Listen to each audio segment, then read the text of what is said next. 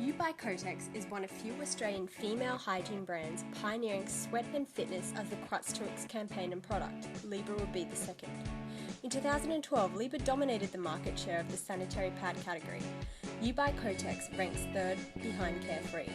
Supermarket brands pose competition as consumers' budgets are reconsidered. In 2011, the category faced flat growth due to drugs reducing menstrual periods in the ageing population. However, the growing thirst for attractive lifestyles represents opportunities for improvement. Kotex's value growth in 2013 is up by 3% from 2011 according to Kimberly-Clark, indicating strong potential for market growth. Since 2008, Kotex has challenged taboo associated with appearance and hygiene, mocking these outdated campaigns. The brand embraces the ever-changing needs of women, and their latest sports liners aim to fill the gap in feminine hygiene so consumers buy the brand all year long, not just that 1 week on their period. Feminine hygiene is a fiercely loyal $250 million a year industry. Women in their youth choose a brand for life. The ad thus targets 14 to 22-year-old women, active, independent, confident. They're school, uni, work and health oriented, seeking to escape the stress and restrictions caused by bodies. The target audience is therefore impacted by 3 dominating factors.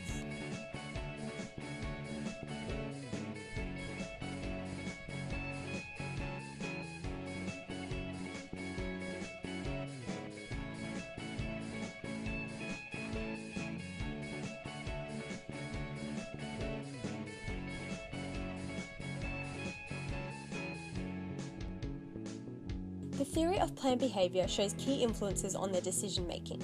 Their choice whether or not to buy sports liners is highly influenced by the attitudes shaped by cultural norms and social pressures or subjective norms. Because of the amount of influence that social pressure has on young women, addressing this would be an appropriate way of creating a product appeal, therefore by using Maslow's hierarchy of needs to create an esteemed need to purchase sports liners. Positioning and engagement are key factors in the advertising strategy. The product is positioned to make it look reliable, convenient, fresh, and especially designed for sport, the unique selling proposition. So, the big idea. Sports liners are positioned to be not just a product but an integral part of an active lifestyle.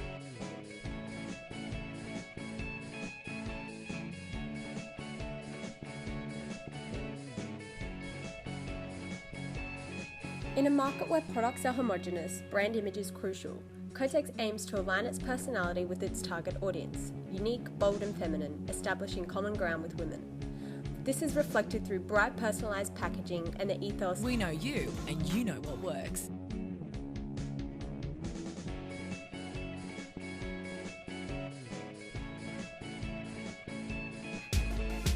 The diverse fitness activities covered in the ad with focused, determined-looking characters address the audience's value of self-expression.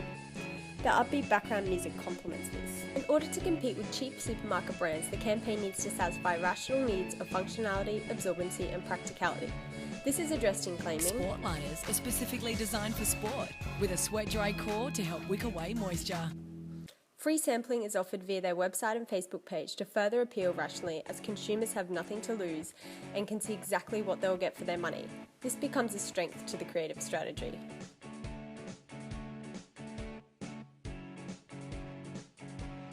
A transformational appeal is used, focusing on psychological needs.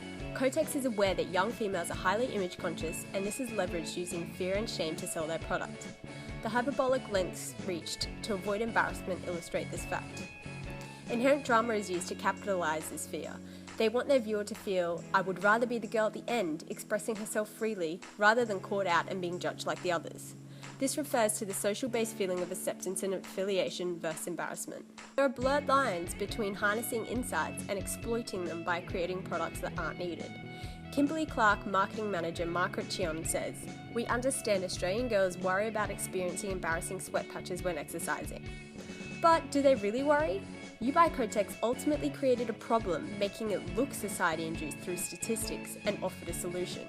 89% of you say sweat is good. 81% say sweat patches are not. Statistics could have been used as a successful part of the creative strategy, but the claims were not sourced and elaborated, leading to skepticism and distrust. The campaign became a hot topic debated online. The general consensus was that statistics were biased. They felt women had been body shamed and preyed on. Gender inequality became an issue because no such product was marketed to men. The ad thus failed to consider the inside of empowerment and seemingly enhanced sexism. The sheer fact it generated such conversation could be a measure of its success and reach, but the negative atmosphere could potentially tarnish their brand image. A positive conversation could have occurred had Kotex endorsed a stronger presence and conversation with its consumers online. But instead, the brand posted a generic response which did not help the negative uproar. A recommendation can therefore be made. Elaboration on statistics would be beneficial, or removing them altogether. Instead, the ad would be effective if it said, "You do it, she does it, her too, and her. Even guys sweat as well, it's perfectly normal. But if you don't feel confident, you will one day. In the meantime, use You by Kotex Sports liners." The reach and frequency of the target audience would have been considerable because young people favour these shows. Yet its dinner-time viewing context is questionable. Not only are sweaty crotches unfavourable, but the audience is likely to be distracted with conversation over their meals.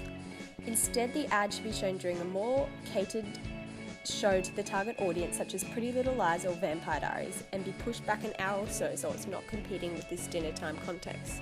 This would capture the audience more effectively with less reach wastage.